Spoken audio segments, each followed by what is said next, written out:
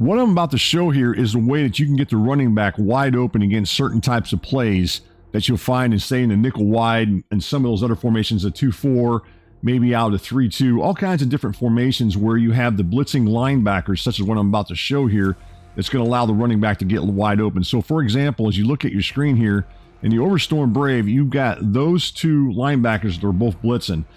And therefore, these two safeties cover the running back. The free safety here is going to cover the running back there, and then the strong safety is going to cover the tight end. And by using some type of motion, specifically the tight end, so we're going to motion this tight end over to the left.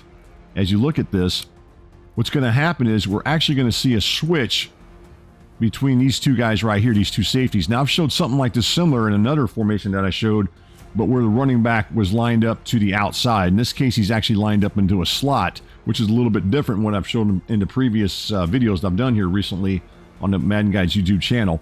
So what I want to do here is I'm going to make a couple hot route adjustments. Now, keep in mind, I just pointed this out earlier. You do not have to run this specific play to call the gun empty stealer verticals. You could run other plays from this particular formation and you still have this work, but it does have to be against certain type of plays such as the Overstorm Brave. Let's go ahead and run through here and take a look at the hot routes that I'm going to make here as you look at your screen here. So the first hot route I'm going to make here out here on the left is to put this guy right here on a smoke screen. We'll talk about that here in just a bit to why I did that, but we're going to put him on a smoke screen. And then the next guy, which is going to be the running back, we want to put him on a slot fade. And you're going to see that again why we did that here as we go through the video. The next guy is going to be the tight end. Now, I don't have to put the tight end necessarily on that. Let's take a look at it. Necessarily on this drag route as you look at it. Something else you might consider, and we'll talk about this when we go into the X and O's of the play. We could hot route him, say, on a corner route and then stem it down where he runs a route like that. And that would give you another option to throw to later on.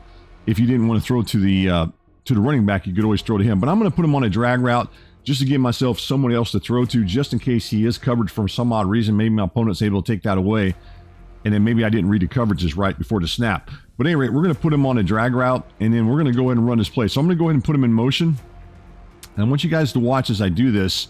You're going to see there was a switch there going on. You should have saw just right before. If we rewind it just a little bit, you'll notice this right here. You got these two guys now are starting to adjust, and they're starting to flip as we go through this. You're going to notice right there as you look at it. So here we go right there. There's the ball snapped as we keep going.